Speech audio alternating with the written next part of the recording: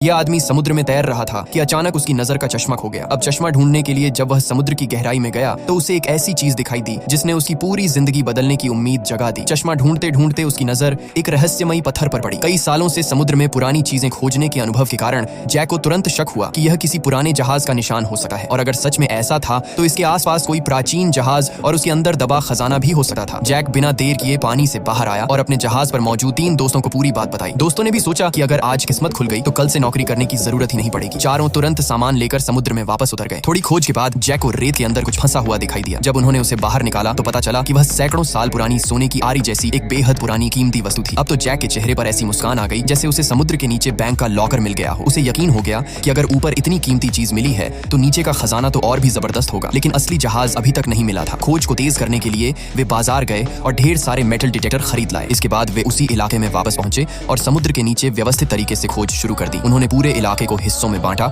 और metal detector से रेत को ध्यान से जांचना शुरू किया। कुछ ही देर बाद डिटेक्टर ने आवाज करना शुरू कर दिया। जैक ने अपने दोस्तों से कहा कि ऊपर की रेत हटाओ। जैसे जैसे रेत हटी गई वहां से एक मोटी चांदी की रस्सी जैसी चीज दिखाई देने लगी। उन्हें समझ आ गया कि रेत के नीचे कुछ बहुत बड़ा छिपा हुआ है। उन्होंने और ताकत लगाई और आखिरकार वह वस्तु पूरी तरह बाहर आ गई। वह सैकड़ों साल पुराना एक विशाल तोप का गोला था। इतनी पुरानी चीज मिलने के बाद उन्हें लगा कि अब खजाना बस कुछ ही कदम दूर है। उन्होंने उस भारी गोले को रस्सी से बांधा और दोनों तरफ हवा से भरे बड़े बैग लगा दिए ताकि उसे ऊपर उठाया जा सके। 2 लोग मिलकर उसे उठाने की कोशिश करने लगे और भारी गोला धीरे धीरे समुद्र की सतह की ओर बढ़ने लगा। लेकिन तभी उनकी साथी लिसा को अचानक चेतावनी की आवाज सुनाई दी। तट पर पुलिस पहुंच चुकी थी। तीनों गोताखोर घबरा गए। उन्हें डर था कि अगर यह पुराना गोला बाहर ले जाया गया तो पूरा मामला सामने आ जाएगा और सरकार इलाके की जांच शुरू कर देगी। फिर खजाना मिला भी तो उनके हाथ कुछ नहीं लगेगा। जैक ने तुरंत हेनरी से कहा कि हवा वाले बैग से थोड़ी हवा निकालो ताकि गोला धीरे धीरे नीचे रखा जा सके। लेकिन हेनरी ने शायद आदेश को कुछ ज्यादा ही गंभीरता से ले लिया और बैग की सारी हवा एक साथ निकाल दी। अगले ही पल भारी गोला बेकाबू होकर नीचे गिरने लगा। हेनरी का हाथ भी रस्सी में फंस गया और वह भी उसके साथ नीचे खींचने लगा। कुछ ही सेकंड बाद वह विशाल गोला समुद्र की तलहटी से जोर से टकराया और हेनरी का हाथ भी उसकी चपेट में आ गया। अब समस्या और बड़ी हो गई थी। तीनों की ऑक्सीजन लगभग खत्म होने वाली थी। उनके पास कोई दूसरा रास्ता नहीं था, इसलिए उन्हें बची हुई थोड़ी सी ऑक्सीजन भी आपस में बांटनी पड़ी। जैक और उसकी गर्लफ्रेंड हेनरी को बचाने के लिए पूरी ताकत लगा रहे थे, लेकिन वह भारी गोला हिलने का नाम ही नहीं ले रहा था। समय तेजी से निकल रहा था। अगर वे कुछ देर और वहीं फंसे रहते तो तीनों का बचना मुश्किल था। तभी जैक ने एक आखिरी जोखिम उठाया। उसने अपनी ऑक्सीजन की बची हुई हवा भी एयर बैग में डाल दी। इसके बाद जैक और उसकी गर्लफ्रेंड ने पूरी ताकत लगा दी। काफी कोशिश के बाद आखिरकार वह भारी गोला कुछ इंच ऊपर उठा और हेनरी को निकलने का मौका मिल गया। तीनों किसी तरह समुद्र की सतह तक पहुंच गए। जब वे ऊपर आए तो राहत की बात यह थी कि तट की पुलिस वहां से जा चुकी थी। लेकिन इस खतरनाक घटना के बावजूद उन्होंने खोज बंद नहीं की। आखिर उन्हें अब विश्वास हो चुका था कि अगर समुद्र के अंदर सैकड़ों साल पुराना गोला मिल सकता है तो शायद इसी इलाके में कोई पुराना जहाज भी दबा हुआ हो सकता है जिसके अंदर असली खजाना छिपा हो। अगले दिन उन्होंने अपना खोज क्षेत्र और भी बड़ा कर दिया। वे समुद्र के नीचे हर जगह खजाना ढूंढने लगे। लेकिन इस बार किस्मत ने पहले